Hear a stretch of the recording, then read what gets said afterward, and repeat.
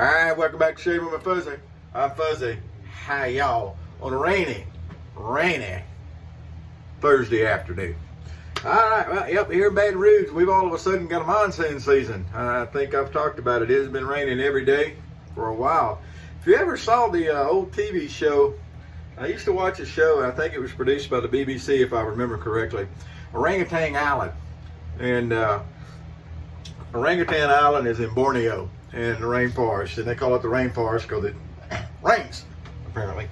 So anyway, yeah, it's kind of like, you know, a rainforest around here because it's raining every day like you expect in the jungle.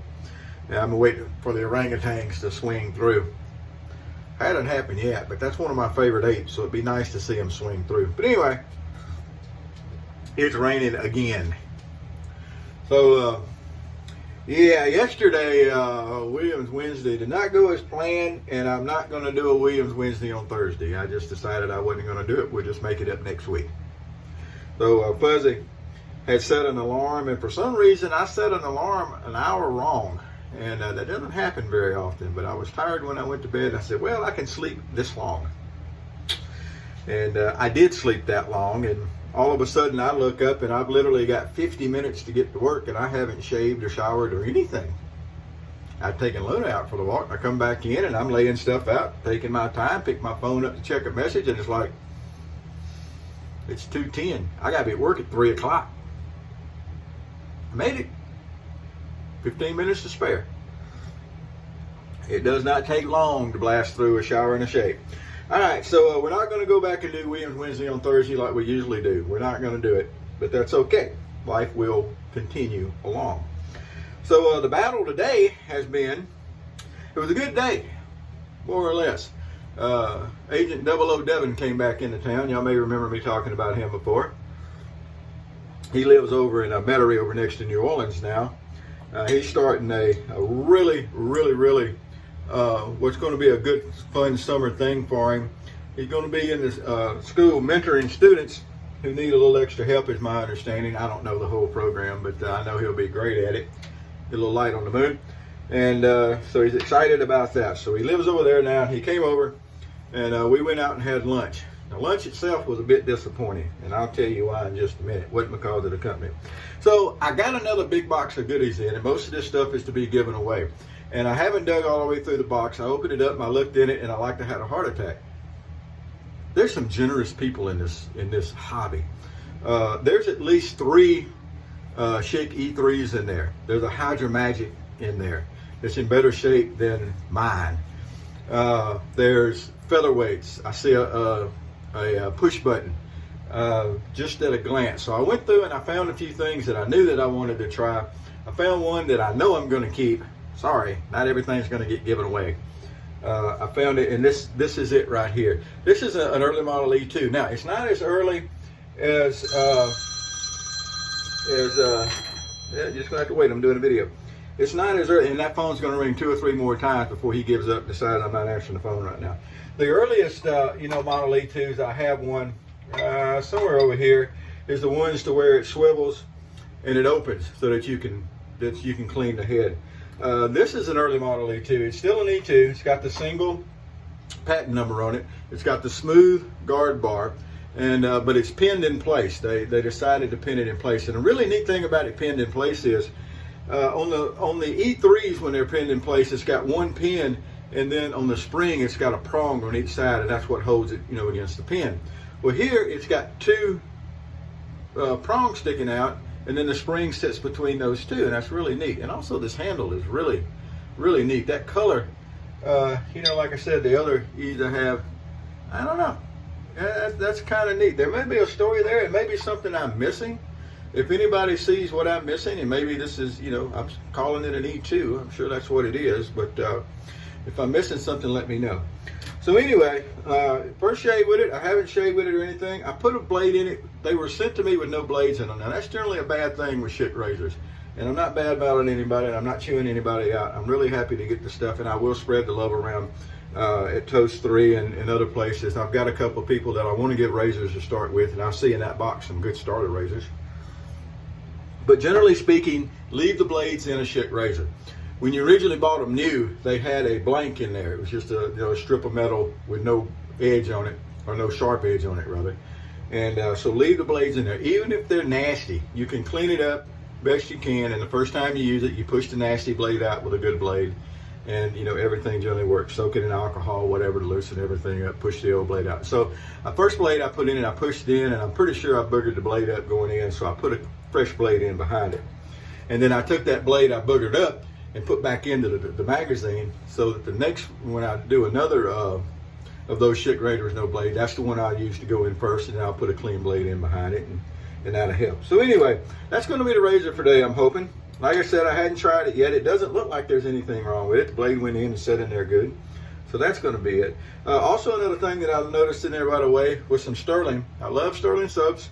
I've had some samples of their aftershave, and it was nice. This is Sharp Dressed Man, and it smells really good, and I've been trying to remember if I've tried, I don't remember if I tried Sharp Dressed Man. I've gotten some samples over the years from them, and of course I've got the Spice and the Rose in full size, but I can't remember if I have. Another thing that I got real excited, Shannon soaps, Forest City Fern. I have used a sample of this before that somebody sent me. May have been the same person that sent this. I haven't asked them yet if it's okay to tell everybody who they were, to properly thank them for their generosity, but I will. But anyway, I believe they probably sent me a sample of this before. This is a really, really nice soap. Shannon soaps. I think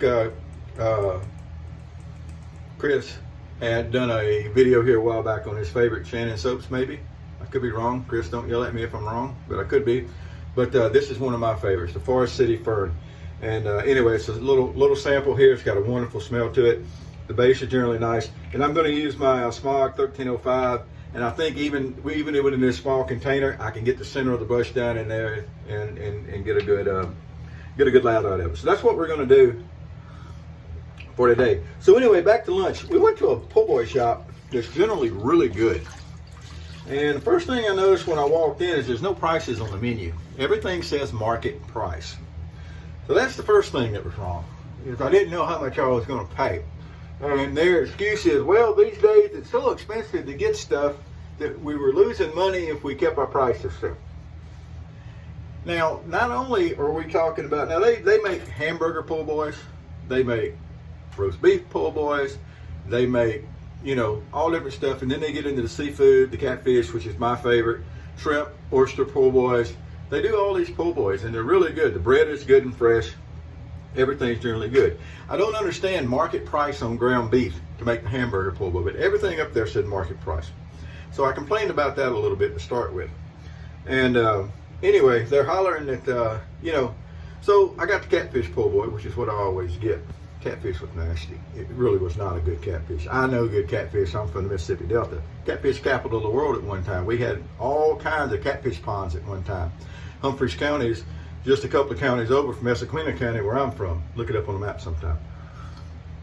So anyway, I know good catfish. You catch catfish out of the river. If you clean them properly, catfish out of the river will eat very nice. But anyway, this was nasty catfish, and I just was not happy with the whole thing. And it'll be a while before, we're going to see if we can load us up some soap out of here. It'll be a while before I go back to that particular place and try to get a po' boy. Plus, they had raised the price. 2 po' boys was, it's almost $9 a piece for a po' boy. And for these po' boys, that's not really that good a thing. Anyway, it just wasn't a very, very nice thing. I enjoyed the company, Agent 00 Devin. We always have a good time, but the meal itself wasn't as good as it could have been. So anyway, and of course they're blaming the COVID for everything. I don't know. At the store where I do loss prevention, we've got a big seafood counter, and I haven't noticed that the catfish is, exorbitant priced anyway, that it's really gone up. We get a lot of local catfish in from just across the basin, which is good stuff. Oh yeah, we're gonna get plenty of good lather here. Oh, it smells so good too. Smells great. I love this scent. I at one time started to order me some of this, and I didn't order the soap because I had so many soaps, but this is one of the ones I might really have to think about going ahead and getting me some of. And I read the story behind the name, and I don't remember it now, but there is a story behind the Forest City Fern name. All right, but I think we got enough loaded up. We got some on our fingers, so we'll just kind of spread it around. That way it's just not absolutely lost. Now, like I said, these Shannon soaps, I do enjoy the soap base itself. It does a good job, I think. I don't know if I got enough or not. We may have to go back and try to get a little bit more. Maybe I should have tried to scoop some out and put it in something to, maybe that's the secret. Maybe let's see if that works. You know, sometimes in life, the first thing we try doesn't work. So when the first thing you try doesn't work, move on to something else. Really? If you're driving down the road and there's something in the way, what do? You got two choices. You either turn or you stop. If you stop, you don't get to go nowhere. And that's generally not the plan. That is generally not the goal, to stop when you're driving. Generally, your goal is to go to where you want to go. So the other alternative to stopping is that you turn and you do something a little different. So yeah, so we're turning and doing something different. We'll put a little sliver of it here. I was able to slide out of that sample cup into here and see if we can work up enough to get us a good shave going. But it is a wonderful scent. And like I said, the soap base seems to be pretty darn nice. Oh yeah, there we go. Now we're in business.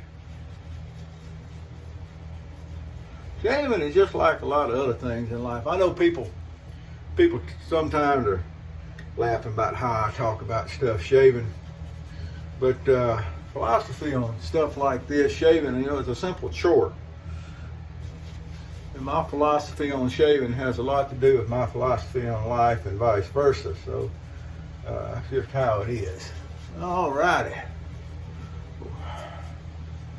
Really is a nice scent. Scent has nothing to do with performance, but it's nice. We're not looking for ice in a cake anyway. We don't need mounds of lather. We're looking for a good slick lather, and the Shannon's here is going to provide that for us. Yes, it is. All right. There we go. Well, let's see how this old E2 is going to do. Beautiful old razor. Now, I said I'm still interested in the handle color. I think that's the first time I've seen one that was that dark brown like that. I don't know if was out in the sun that did that. Oh yeah, boy, that's got a nice feel to it. New blade and a Schick, old E model. E2 to be exact. Now you know it's an E2 because it's got one patent number on the head. This one's got the side flaps. And when you look at the bar there, it's smooth. The E3, they have parallel grooves on it. And a lot of E2s, you look at them and they got scratches that look like going across them, but they don't have bars actually milled into the guard there. So you know it's an E2. I also saw a G in there that I don't have, so it's probably going to have to join me also. It's got kind of a translucent looking handle on it. I'll have to look up which model G it is. I don't remember, but G6 maybe. I'll have to look it up and see. And of course, all those numbers, that's not what Schick called them. Remember that also. Schick did not call them. The F they called the new improved. It wasn't called an F. All the letters and stuff are a guy that did a dating chart at one time, and that's how he separated them. And people that are really into this stuff and can remember stuff real good are going to remember his name. I'm not one of those people. I know I've read his chart several times, and I reference it all the time, looking at stuff and everything, but it's just not. I think we're going to get enough here to do our second pass. Maybe we'll go back. That is an issue with these little samples. Sometimes they can be a fight. Like I said, don't let it get you down. So what? You got to go back and put more soap on a brush. Well, back in my day. No, I don't remember my day really. But anyway, I love those back in my day stories. We seem to, nostalgia I've touched on this subject before. We seem to remember the good things, oh, good old days. And you don't remember a lot of times the bad part of the good old days. Yeah, the good old days, but there wasn't air conditioning. The good old days, but there wasn't this and there wasn't that we have now, and everything better on some things. But you know, you long for the good old days. We all do that. I do. I readily admit it that I do. By golly. All right. Here we go. That's like Burma Shave soap. If you're nostalgic for the Burma Shave soap cakes, I'm talking about the ones that, you know, I use Burma Shave soap in the cakes. That's not the original Burma Shave. The original Burma Shave was a brushless cream. So it's hard to be nostalgic for something that is not actually the original product. It's something that they just brought the name back and made it as a soap to sell marketing. Everybody knew Burma Shave from the funny little signs. So they brought it back as a soap and they played on the history. But if you're actually being nostalgic, you would be back for the brushless cream, which brushless cream sucks because, you know, you don't use a brush. Yeah, but anyway. And I've come to a conclusion. When I go and come to work, I'm on the interstate usually about 6-7 minutes is all. I go down and I cut across and I get on the interstate and I go right up and I jump off and I go to work. Easy peasy. But just from that little thing, I have come to a conclusion. Number one is people don't use blinkers. We've already discussed this. This is a, you know, not just a phenomenon here. The number two thing I noticed is not only do people not use blinkers, but when you do use your blinker, nobody knows what it means apparently. Nobody understands what that flashing light on the back of your vehicle means. Coming home the other day, and it's the Interstate 10 and Interstate 12 split here in Baton Rouge. And I'm coming on 10, coming this way, and 12 is merging in.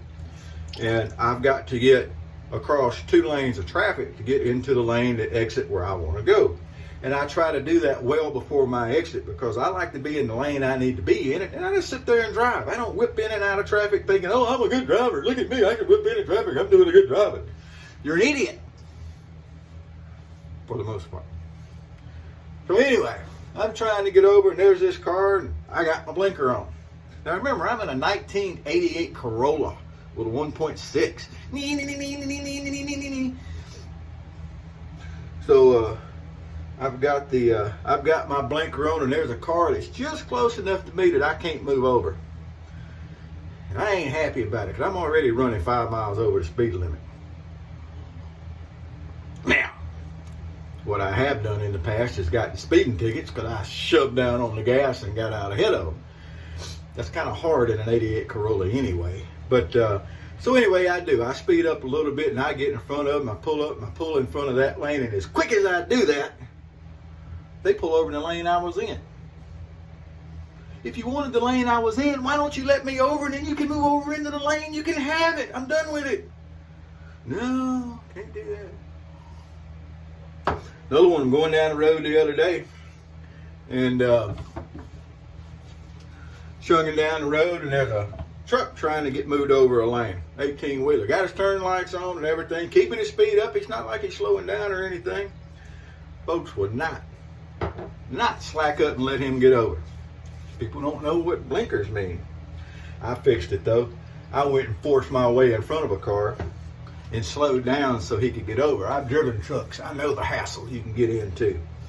But anyway, just another observation. People also don't understand the acceleration lane getting on an interstate.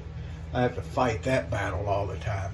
People want to get up on an interstate at 45 miles an hour, 45, 50 miles an hour. That's 10 to 15 miles an hour below the speed limit, depending on where you're getting on around here. As it does is stop traffic up. We already have enough traffic problems here. If you've ever been through Baton Rouge, going east, coming across the New River Bridge, we call it, you'll understand what I'm talking about, traffic problems, because whoever designed that needs to be dug up and shot. I'm telling you, it is a lousy design on the interstate down through there. They're supposed to be fixing it, but they've been supposed to be fixing it. But around, I don't know about where you're from, Around here, all the money that goes to the government gets put in somebody's pocket. But it don't get put on what it's supposed to be. Matter of fact, our crooked ex-governor, that was before I was here that he was a governor, Evan Evers, spent 18 years in office and 8 years in prison. Just recently died at 93. I don't know that, but he was convicted of being corrupt. But anyway, that's kind of Louisiana politics, I understand. So while I've been sitting there talking and ranting, whatever you want to call it, and messing my hair all up, we got a beautiful shave from that E2. I do believe this one will be staying with me. I just don't, I do have another E2, perhaps to make things equitable. I would throw my E2 in as a trade for this E2 for a giveaway. Not the one that opens. I'm sorry, that one stays with me. Had some really good coffee today. I was going to touch on the coffee. Instead of a Cafe Bustelo, this is El Cafe Moro. It's a really similar coffee. It's an espresso grind. Really, really good coffee. I just did it in a regular old percolator. Let's get a little sharp dressed man on here. Oh yeah. I may have to order this soap. That is a very nice scent. Sterling aftershaves are really good, and I think they're, for the price, they're a little pricey. But everything that's in the, that's in that part of the world that's being made, whether it's Phoenix shaving accoutrements or whatever they call it, or whatever, I think all of them are overpriced. Fine. I think they're all overpriced. But anyway, as long as people pay for it, they'll keep making them and charging for it. But anyway, it is a really nice, and the Sterling feels really good on the skin. I don't moisturize or anything, but it does feel really nice. So if you get a chance to try the Sterling stuff, feel free, grab it, go buy some samples. They got samples over there. I have no interest in Sterling at all, other than I think that it's one of the better of the new made soaps. All right, well, we've run this one up to over 21 minutes. That's unusual for me, but I've enjoyed it. Got a really nice shave.